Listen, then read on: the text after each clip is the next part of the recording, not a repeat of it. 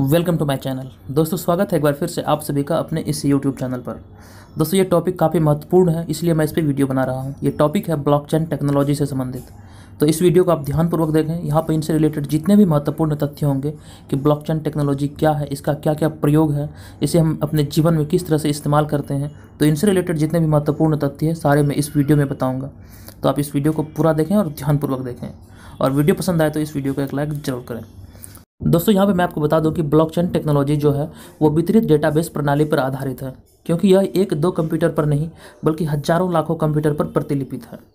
आपको यहाँ पे ध्यान रखना है कि ब्लॉकचेन टेक्नोलॉजी जो होता है वो एक कंप्यूटर पर नहीं बल्कि हजारों लाखों कंप्यूटर पर एक साथ प्रतिलिपित होता है। और फिर ब्लॉकचेन का हर एक कंप्यूटर हर एक इतिहास का पूर्ण जानकारी रखता है। यह डेटाबेस इनक्रिप्टेड होता है, यानी कि हर रिकॉर्ड को गोपनीय तरीके से दर्ज किया गया है, जिसे हैक करना काफ़ी असंभव है। इसे हैक भी नहीं किया जा सकता है। ब्लॉकचेन की एक बड़ी खासियत यह है कि अगर इसमें एक कंप्यूटर खराब भी हो जाता है तो यह सिस्टम तब भी अच्छी तरह से कार्य करता है। इसे हैक करना काफ़ी मुश्किल है, क्योंकि अगर कोई इसे हैक करना चाहता है तो एक साथ उसे हजारों कंप्यूटर को एक साथ हैक करना होगा। वजह यही है जिसके कारण ब्लॉकचेन सिस्टम को सुरक्षित टेक्नोलॉजी माना जाता है।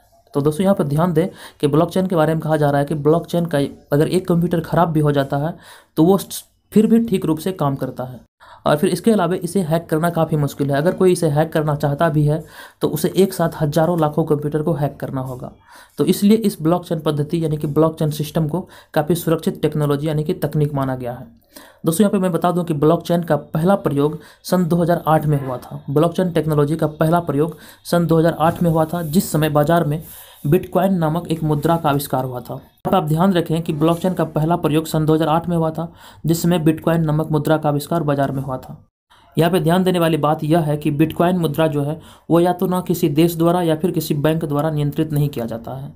यह एक डिजिटल मुद्रा है। इसे ना तो किसी सरकार या देश या बैंक द्वारा नियंत्रित नहीं किया जाता। यह एक डिजिटल मुद्रा है, तो आपको इसे ध्यान रखना है। यहाँ पे आपको बता दूं कि वर्तमान में दो लोगों के मध्य पैसों का हस्तांतरण थर्ड पार्टी के ही माध्यम से होता है। यह थर्ड पार्टी जैसे कि बैंक, मनी ट्रांसफ़र केंद्र आदि हो सकता है, और हमें इस ट्रांजैक्शन के लिए काफ़ी सेवा शुल्क देना पड़ता है, जबकि ब्लॉकचेन सिस्टम यानी कि ब्लॉकचेन टेक्नोलॉजी में ऐसा नहीं है। ब्लॉकचेन में थर्ड पार्टी की आवश्यकता नहीं पड़ती है और किसी प्रकार का सेवा शुल्क भी नहीं लगता है, या फिर अगर लगता भी है तो बहुत कम लगता है। ब्लॉकचेन टेक्नोलॉजी एक ऐसा टेक्नोलॉजी है जिसका प्रयोग वित्तीय लेनदेन को रिकॉर्ड करने के लिए किया जाता है। इसमें क्रेता और विक्रेता के मध्य सीधे तौर पर पैसे का आदान प्रदान किया जाता है। इस ट्रांजैक्शन में किसी भी एजेंट की आवश्यकता नहीं होती, यानी कि किसी भी बिचौलिए की आवश्यकता नहीं होती है। यहाँ पर ध्यान देने वाली बात यह है कि इसका प्रयोग वित्तीय लेनदेन को रिकॉर्ड करने के लिए किया जाता है, और इसमें क्रेता और विक्रेता के मध्य सीधे तौर पर पैसे का आदान प्रदान किया जाता है, और इस ट्रांजैक्शन में किसी भी बिचौलिए की आवश्यकता नहीं पड़ती है। और इसके अलावा ब्लॉकचेन तकनीक में किए गए ट्रांजैक्शन को बहुत ही कम समय लगता है। साथ ही ब्लॉकचेन पूर्ण रूप से सुरक्षित है। यहाँ पे ध्यान देने वाली बात यह है कि ब्लॉकचेन टेक्नोलॉजी केवल मुद्रा के लेन देन से संबंधित नहीं है। दोस्तों ब्लॉकचेन टेक्नोलॉजी केवल मुद्रा के लेन देन से संबंधित कार्य नहीं करती है, बल्कि ब्लॉकचेन का प्रयोग किसी भी जगह किया जा सकता है, किसी भी कार्य के लिए जहाँ पर सुरक्षा की गारंटी के लिए एक बिचौलियों की ज़रूरत होती है, तो वहाँ पर इसका प्रयोग किया जा सकता है। सुरक्षा के तौर पर ब्लॉकचेन टेक्नोलॉजी उसमें काफ़ी मदद करता है। तो आप ध्यान दें, जहाँ भी सुरक्षा की गारंटी के लिए किसी भी बिचौलिए की ज़रूरत पड़ती है वहाँ पर ब्लॉकचेन टेक्नोलॉजी काफ़ी खरा उतरता है। इसमें किसी भी प्रकार के बेईमानी का अंश नहीं होता है। उदाहरण के लिए अगर किसी सरकारी योजना के अंतर्गत अगर किसी गरीब आदमी को कुछ मुआवजा मिलना हो तो इस टेक्नोलॉजी के माध्यम से डायरेक्ट उस गरीब आदमी के खाते में रुपया भेजा जा सकता है। इसमें किसी भी प्रकार के बिचौलियों से इसे दूर रखा जा सकता है।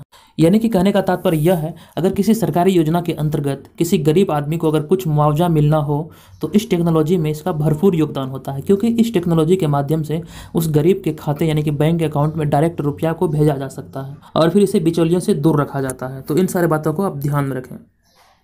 दोस्तों इसके अलावा ब्लॉकचेन तकनीक का प्रयोग किसी भी तरह के आंकड़े को सुरक्षित रखने में किया जा सकता है। आप ध्यान दें कि ब्लॉकचेन तकनीक का प्रयोग किसी भी तरह के आंकड़े को सुरक्षित रखने में किया जा सकता है।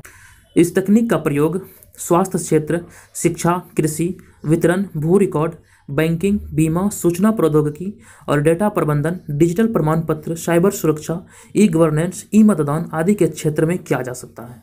तो ये काफ़ी सारे क्षेत्र हैं जिसमें से इसका ब्लॉकचेन तकनीक का प्रयोग किया जाता है। तो आप इन सारी बातों का ध्यान में रखें। एक बार मैं फिर से रिपीट कर रहा हूँ कि ब्लॉकचेन तकनीक का प्रयोग आप कहाँ कहाँ से कर सकते हैं। तो ब्लॉकचेन तकनीक का जो प्रयोग किया जाता है वो स्वास्थ्य क्षेत्र, शिक्षा, कृषि, वितरण, भू रिकॉर्ड, बैंकिंग, बीमा, सूचना प्रौद्योगिकी, डेटा प्रबंधन, डिजिटल प्रमाण पत्र, साइबर सुरक्षा, ई गवर्नेंस, ई मतदान आदि क्षेत्रों में इसका प्रयोग किया जा सकता है। एग्जाम की दृष्टि से ये काफ़ी महत्वपूर्ण टॉपिक था। इनसे रिलेटेड जितने भी महत्वपूर्ण तथ्य थे मैंने यहाँ पे आपको बताया। आई होप कि ये वीडियो आपको पसंद आया होगा।